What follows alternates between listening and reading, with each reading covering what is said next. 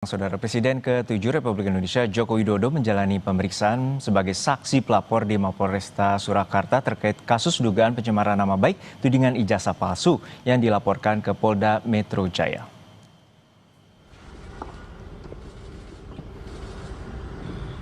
Jokowi tiba didampingi tim kuasa hukumnya. Dalam pemeriksaan kali ini, Jokowi membawa sejumlah dokumen termasuk ijazah asli miliknya.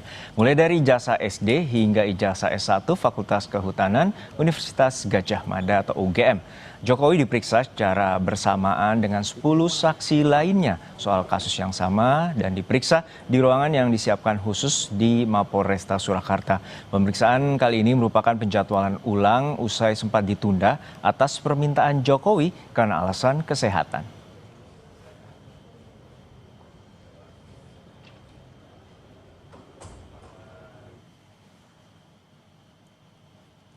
Usai diperiksa hampir 3 jam di pemeriksaan di Mapolresta Surakarta, Jokowi menyatakan dalam pemeriksaan kali ini penyidik juga menyita ijazah SMA dan S1 Jokowi untuk nantinya ditunjukkan di persidangan. Dalam kasus ini penyidik Polda Metro Jaya juga memeriksa 10 saksi lainnya. Juga sudah dilakukan tadi penyitaan ijazah asli S1 dan SMA oleh penyidik. Dua ijazah aja Pak. Iya. Tadi juga bersama-sama ya dengan saksi-saksi yang lain yang juga diperiksa ada berapa? 11. Berapa? 11. 10 plus berapa?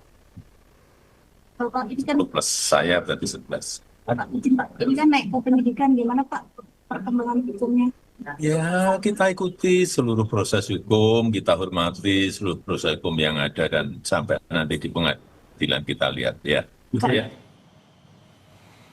Sementara itu, hari ini Roy Suryo CS menggelar deklarasi tolak kriminalisasi di Gedung Juang Menteng, Jakarta. Dalam deklarasi ini, Roy Suryo menyatakan keberatannya dengan pemeriksaan Jokowi di Mapolres Solo. Roy Suryo juga sudah bersurat ke Polda Metro Jaya untuk meminta gelar perkara khusus atas kasus dugaan pencemaran nama baik tudingan ijazah palsu Jokowi.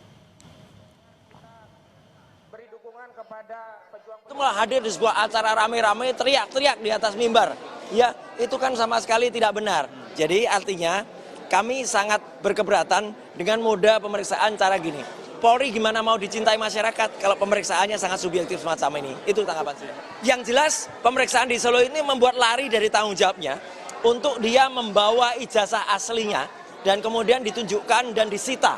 Ya, kami arahkan kepada Wasidik di Polda Metro Jaya untuk membuat gelar perkara khusus di Polda Metro Jaya agar gelar perkaranya itu tidak mengulang gelar perkara yang ada pada Barreskrim yang itu mengulang kesalahan karena melakukan gelar perkara secara subjektif. Usai diperiksa selama 3 jam oleh penyidik Polda Metro Jaya di Mapolresta Solo, Jawa Tengah, Presiden ke-7 RI yang juga saksi pelapor kasus tudingan ijazah palsu, Joko Widodo menjelaskan apa saja yang didalami penyidik dalam pemeriksaannya hari ini. Jokowi menyebut salah satu materi pemeriksaan penyidik soal sosok Kasmujo sebagai dosen pembimbingnya. Jokowi menegaskan Kasmujo memang dosen pembimbingnya namun bukan dosen pembimbing skripsi.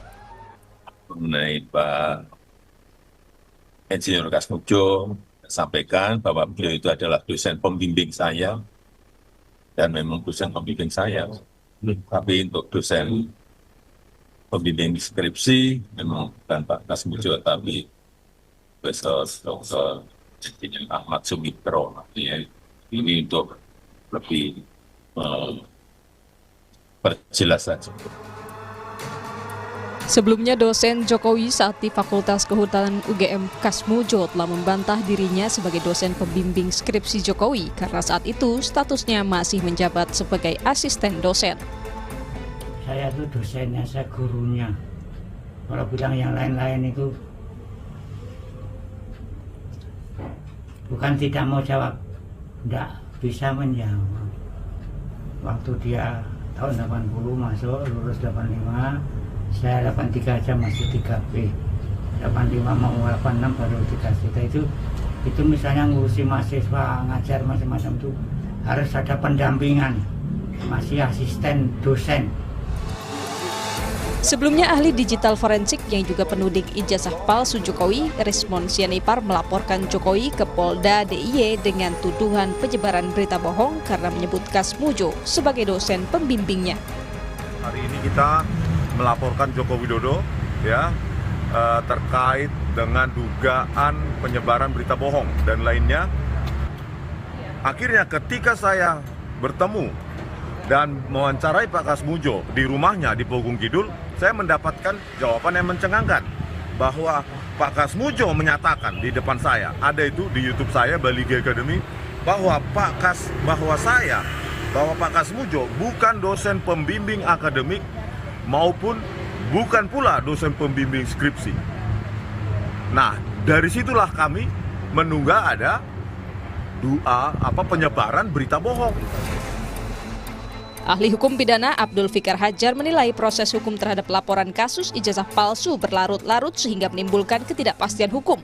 Karena hingga hari ini penyidik Polda Metro Jaya belum menetapkan tersangka walaupun telah menaikkan kasus ini ke tahap penyidikan.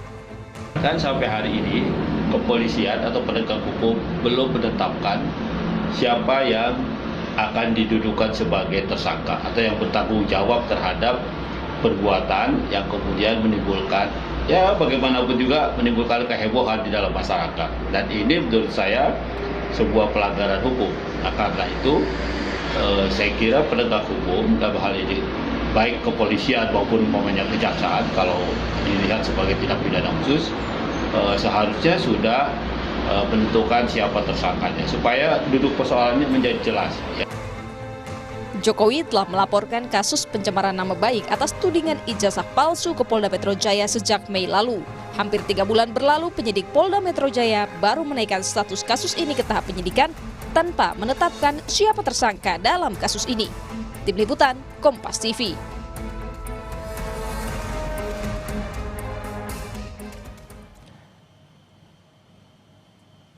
Hari ini Polda Metro Jaya sudah memeriksa Presiden ke-7 Republik Indonesia Jokowi sebagai saksi pelapor dalam kasus tudingan ijazah palsu. Polisi juga telah menyita ijazah SMA dan S1 milik Jokowi sebagai salah satu bukti yang akan dihadirkan dalam persidangan.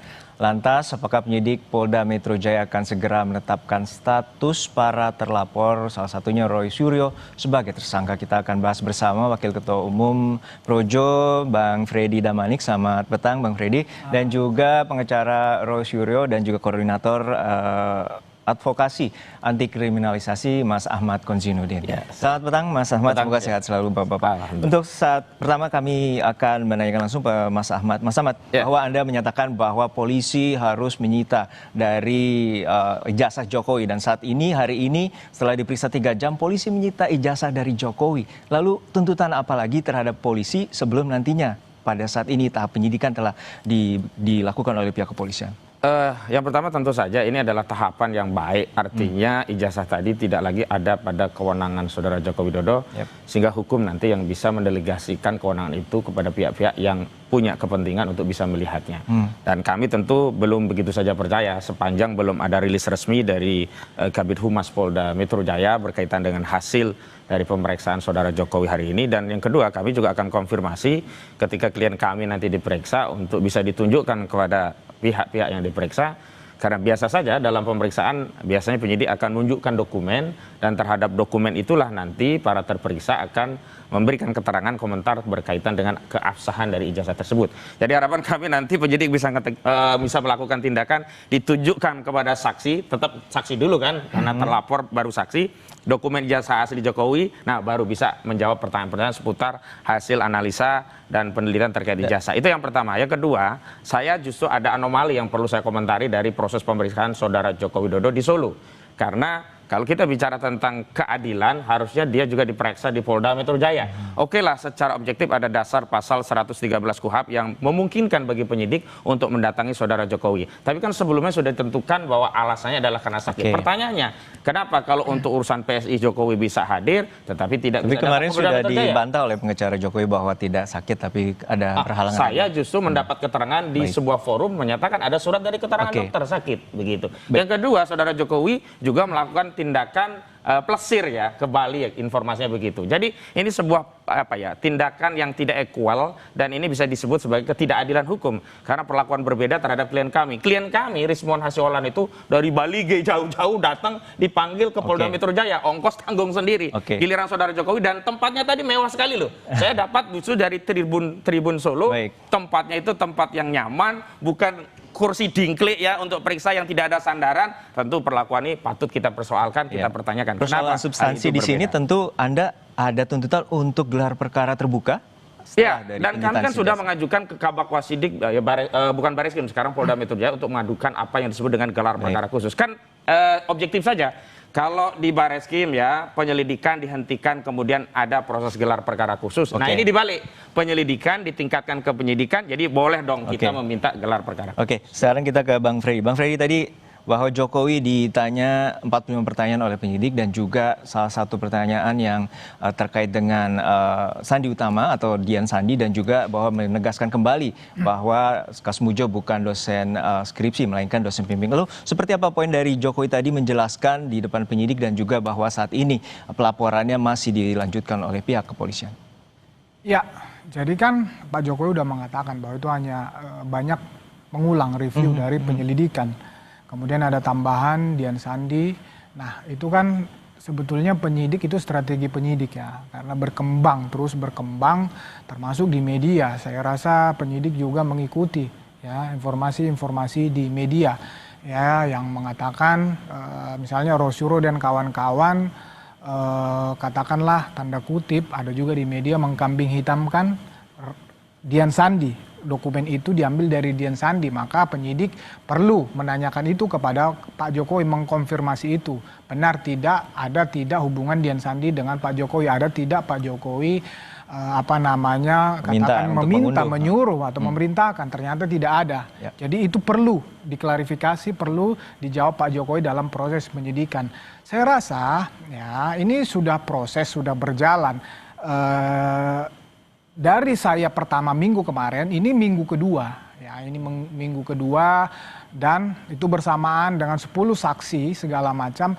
Itu memang bagian proses penyidikan yang sedang berjalan. Kita kemudian nanti ya ada ahli lagi, ada lagi namanya dari lembaga-lembaga terkait. Nah setelah itulah nanti mungkin kliennya Bung Ahmad atau Rosyuro dan kawan-kawan sebagai terlapor atau terduga ya nanti diperiksa. Itulah prosesnya, yang mekanisme yang biasa dalam proses penyidikan. Tentunya ya kita sama-sama hargai ya, kita respect ya. Tadi menanggapi Bung Ahmad tentang di Solo misalnya, itu dalam proses penyidikan biasa saja lah ya, antara lawyer, antara terperiksa atau saksi menjadwal ulang itu biasa saja, termasuk tempat ini kan NKRI, Polisi Republik Indonesia ya, konsultasi, diskusi wilayah sana, daerah sana, itu kepentingannya untuk efektif, efisien penyidikan. Itu biasa saja dalam proses penyidikan. Kita sebagai lawyer itu biasa, itu paham lah itu. Nah, saya rasa ini apa yang sudah dilakukan oleh penyidik ini sudah on the track ya. Nah, menanggapi misalnya gelar perkara khusus yang disampaikan oleh pihak Rosyuro dan kawan-kawan, ya itu namanya permintaan sah-sah saja. Tapi menurut saya ini masih terlalu dini lah. Ini proses penyidikan ini saya tadi katakan biar saja dulu berjalan sampai nanti kalau memang ada tersangka ya itu kan nanti melalui gelar perkara. Itu kan nanti bukti-bukti yang cukup itu akan melalui gelar perkara. Mungkin di situ momentum. Iya, artinya Mas Ahmad yakin bahwa nanti ada gelar perkara khusus, tentu bukti-bukti semakin dibuka, bahwa seperti kemarin bahwa ada uji seperti ijazah, kemudian uji komparasi wajah dan lain sebagainya. Lalu seperti itu nanti juga akan dilakukan oleh kepolisian terkait dengan penetapan tersangka. Jadi begini ya, keliru kalau kemudian gelar perkara khusus nanti kalau tahap tersangka. Kalau tersangka upaya hukum kami bukan lagi gelar perkara tapi pra peradilan. Nah, justru karena ada penyelidikan ditingkatkan ke penyidikan yang katanya sudah ada gelar perkara dan dalam proses itu kami tidak dilibatkan, sehingga ada persoalan tentang kredibilitas dan akuntabilitas dalam proses itu, tidak ada transparansi. Karena itu kita mengirimkan surat. Dan kalau kita bicara perlakuan yang sama, equal, tentu Polda Metro Jaya harus melakukan tindakan yang serupa dengan Bareskrim, karena Biro Wasidik Bareskrim sudah melakukan gelar perkara dan sampai hari ini belum keluar hasil dari Biro Wasidik seperti apa, apakah rekomendasinya penyelidikan dugaan ijazah palsu Jokowi di Bareskrim dibuka kembali. Nah, hari ini dengan pendekatan yang sama, yang di atas saja melakukan itu, masa yang di Polda tidak melakukan itu? Ini kaitannya begini, karena persoalan ini bukan lagi yang punya kepentingan hanya Roy Suryo, Rismon Sianipar dan yang lainnya, tapi ini kepentingan publik. Publik bisa melihat ketidakadilan itu pada dua hal. Pertama, tidak ada dasar legitimasi hukum untuk melakukan tindakan. Yang kedua, perlakuan berbeda saat penerapan norma-norma yang menjadi dasar legitimasi. Kalau kita bicara tadi soal tentang biasa, 113 KUHP memang memungkinkan penyidik mendatangi pihak saksi ataupun tersangka. Tetapi persoalan perlakuan berbeda itu juga memunculkan ketidakadilan. Dan publik melihat ini semuanya. Tadi itu fasilitasnya luar biasa nyaman sekali, seperti interview mau jadi direksi dari sebuah perusahaan. Beda dengan klien kami. Tanggapan Mas Freddy seperti apa, Bah? Ada perlakuan istimewa untuk jawaban? Ya enggak lah. Tadi katanya perlakuan istimewa. Kita belum mendengar di publik, misalnya Rismon pengen meriksa di Balige misalnya kan, atau Rismon ini satu kampung saya nih, di Siantar katanya dia, sama saya, atau dia pengen periksa di Siantar katanya. Enggak ada, belum ada. Setidaknya ya kalau itu nanti ya misalnya Roy Suryo minta periksa di Jogja dengan alasan yang bisa diterima oleh penyidik, ya kemudian disampaikan di publik, baru kita lihat coba nanti akan kami uji perlakuan yang berbeda. Setidaknya kita publik kita kasih pencerahan dong ya. Setidaknya fakta yang kita bicarakan. Tetapi sekali lagi saya sampaikan tadi 113 memungkinkan itu. Kemudian ini dalam kerangka NKRI, penyidik ini Polri, Polisi Republik Indonesia, itu biasa di Perkap juga ada itu, dalam Perkap efisiensi penyidik efektif itu bisa dilakukan, itu biasa saja dalam proses penyidikan. Terkait dengan perlakuan istimewa tadi, tapi juga kita beralih ke soal tadi gelar perkara khusus telah dilakukan di Bareskrim, dan Bareskrim belum menyatakan bahwa seperti apa hasil dari gelar perkara khusus. Artinya Mas Ahmad menilai bahwa ini penyidikan di Polda Metro Jaya terlalu terburu-buru. Betul. Jadi ini kan satu tindakan sebenarnya tidak menghormati proses tahapan dan prosedur yang sebenarnya dua perkara ini sangat berkaitan. Kenapa? Di Bareskrim itu dugaan adanya ijazah palsu. Di Polda itu dugaan pencemaran dan juga fitnah terkait ijazah palsu. Tidak mungkin ada kasus ijazah palsu itu dianggap sebuah pencemaran atau itu fitnah sebelum dibuktikan ijazah ini palsu atau tidak dalam dugaan ijazah palsu. Sementara terakhir, hasil penyelidikan dari Bareskrim Mabes Polri yang diumumkan oleh Johandani Rojorpuro itu sedang dikoreksi, sedang diteliti oleh Biro Wasidik dan hasilnya belum keluar. Nah, saya justru curiga jangan-jangan hasilnya udah ada pesanan, keluar juga sama, jadi nggak perlu nunggu-nunggu dari Biro Wasidik, toh akhirnya juga akan dihentikan sehingga di Polda ini bisa jalan. Nah, saya pikir begini loh, agar menghilangkan praduga publik harusnya urutan tahapan itu jangan loncat-loncat, jangan keburu-buru, ya harusnya tunggulah pengumuman dulu. Kalau kami sih menyatakan paling tidak harus ada putusan pengadilan yang berkekuatan hukum tetap yang menetapkan ijazah ini asli. Tapi paling tidak kalaupun itu tidak, tunggu dulu lah Biro Wasidik umumkan hasilnya. Bila gitu nanti loh. penyidik ini juga akhirnya menetapkan status tersangka terhadap 12 nama yang terlapor, itu seperti apa? Akan lakukan pra-peradilan langsung? Itu yang akan kami pertimbangkan nanti, tentu kami tidak berandai-andai. Yang jelas hari ini kami penting untuk mengedukasi publik tentang kasus ini yang dijalankan secara tidak equal. Jadi ada disparitas ya, perlakuan terhadap klien kami, warga negara biasa dengan Saudara Joko Widodo yang sebenarnya warga negara biasa-biasa juga. Makanya tadi kami saat deklarasi di Gedung Juang kami menegaskan kami tangkap poinnya. Semua orang harus berkesempatan. Bang Freddy, apa tanggapan terakhir ya agar kasus ini bisa Kok nggak ada disparitas. Bahkan klien tadi ya Bang Roy sekalian kalau mau diminta di Jogja silahkan. Iya, nanti kalau nah ini kemudian ini TPUA beserta Roy Suryo dan kawan-kawan diantaranya, setahu saya juga ada yang nggak hadir kok. Kita nggak ada yang ribut, nggak ada yang bilang nggak equal Pak Jokowi. Ya Pak Jokowi justru yang punya kepentingan di sini. Nggak ada alasan bagi dia untuk misalnya memperlambat ya, untuk melama-lamakan. Enggak, ini hal yang biasa saja. Proses penyidikan itu, pemanggilan pemeriksaan ditunda, kemudian dijadwalkan ulang, tempatnya disepakati, itu biasa saja dalam proses penyidikan. Makanya saya bilang nanti kecuali nanti misalnya nih Bang Egy nih karena sakit. Ya, ada surat dokter, kemudian penyidik memaksa harus diperiksa di Polda Metro Jaya. Publik bisa melihat itu. Nanti TPU bisa bicara, kan begitu. Jadi so far sih saya lihat masih profesional. Ya, jadi kita tunggu saja. Kemudian menanggapi tadi gelar khusus misalnya. Ya, jadi di dalam hukum itu ya sampai ada keputusan yang terbaru itu baru membatalkan putusan yang lama. Ini belum ada, artinya masih berlaku yang hasil penyelidikan yang pertama. Baik, kita nantikan pengusutan tuntas dari pihak kepolisian, baik dari 2 kasus ini, dan kita akan nantikan bagaimana polisi terkait. Dan kita akan uji apakah mau ke Jogja atau ke Bali begitu ya. Dan itu apakah ada perlakuan khusus dan equal bagi semuanya. Terima kasih Bapak-Bapak. Sama-sama. Brady Damanik, Ketum Projo, dan juga Mas Ahmad Kozidin, ada pengacara Roy Suryo. Dan saudara, usai jeda 2 pekan